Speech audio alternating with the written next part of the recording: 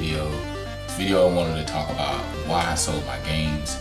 And if you've been following the channel for a long time, you know how I operate. I do a big purge, but this purge is probably the biggest one that I've ever done. I may try to include pictures and stuff like that of what my collection looked like before and what it looks like now. I may even just give you like a little B-roll and show you myself or whatever.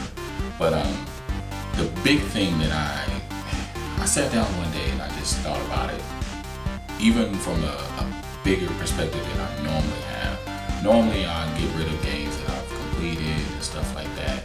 But this time I really went in for games that I've had for a long time and they've just been sitting there because I know they don't have any monetary value anymore. Like I know if I try to trade them or sell them, they're not going to give me anything for it, maybe a penny.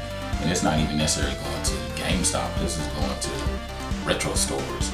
Realistically, just taking a look at things. So I took a big chunk out of, I think the biggest one that I cut out was my PS4 stuff, my Xbox 360 games, because now we're in the digital wave and a lot of this stuff I already have downloaded. And I know until we move into a house, because we're getting ready to move, we're having like, it's like a house, but it's really, we're still be paying rent on it. So it's being built and everything, yada, yada, yada. But I know that each time we had to move, we had all this stuff. So staying focused with the subject at hand, why I'm selling or why I sold my games was because I felt like, honestly, with therapy, it made me want to consolidate a lot of things that felt like it was overwhelming me. And some people can deal with the monstrous loads of all these games. I mean, I think between last year and this year, I probably got up to almost 300 games. I haven't done a count, but I know that it's probably taken a big dip because, like I said, I got rid of games that was just there and they had just been existing because I had beat them a long time ago but never got rid of them because there was no value or fillers. And so I just started going through and saying yes, no, yes, no. Like, this is really what I was doing. I was just going through the shit and just picking out stuff and saying yes, no, yes, no, yes, I'm gonna keep this, I'm gonna keep this, or I'm gonna get around this, because then that automatically creates space. A lot of gamers, I see memes all the time. They'll have a big shelf of games and they're like, I don't have nothing to play. And to me, that tells me you're mentally overwhelmed. Even my desk, my little computer desk that I have in our room, I had two monitors and I had a monitor and two TVs and stuff like that. So I took the additional monitor down. I repurposed that area and put two consoles. I got like this little rack that I could sit two consoles on it. Basically now I want to just be able to solely focus on one thing so my mind can be stronger and mentally equipped. Like, for example, I went back and played GTA 4 again for the fourth time to completion. I think it took me like 40, 50 hours, something like that. I didn't realize how long Act 3 was. I was like, goodness gracious. But yeah, so it allowed me to just focus like pretty much on that one game and that one game only.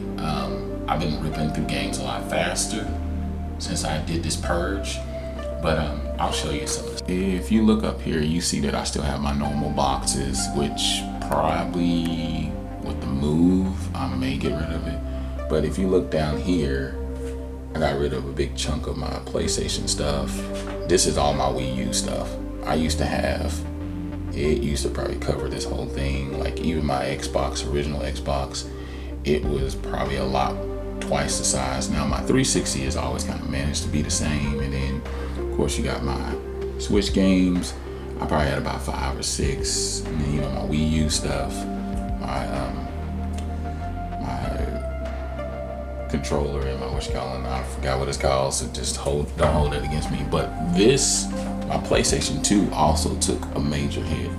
It just went all the way down. Like I wouldn't have been able, if you go back to my videos 3-4 years ago, I wouldn't have been able to fit all this on one shelf. I would have had to stack probably some games in front, there's some more PS1 stuff, and then my 360, like I said, I got rid of, I'm basically down to the core. And then the same thing with my PS4 games, because realistically, when you look at my 360 stuff, there's not a lot here, but my digital is about 60 games. And then my PS4, I don't have that many here, but my digital, the digital is like 100, 150, something ridiculous. So it was like, there was no purpose in keeping all those other games that I already had a digital copy of, or already completed it, and realistically I'm not going back to it. So pretty much I kept the core stuff that I wanted to play again. And then my PS3, that's the only one that didn't really take a hit. It's pretty much the same. I love my PS3, honestly. I got new games that I'm gonna show later on, but anyway, I just wanted to show you guys. So just understand, when I say that I sold my games, I don't see absolutely nothing wrong with people that have monstrous collections. Who knows, maybe once I get into my home or my house, which will be probably another 5 years from now, I don't know, I'll probably finally be settled down, have an actual game spot, and I'll probably go crazy with the games again. But I'm actually in a different realm now where I don't really want to allow it to get that crazy again, because I may get rid of this shelf. So this may be the last time you see it, I don't know. I'll see, depending on how long I keep my videos up, and don't let too much of a gap happen again. But other than that, I'm Light Spiller.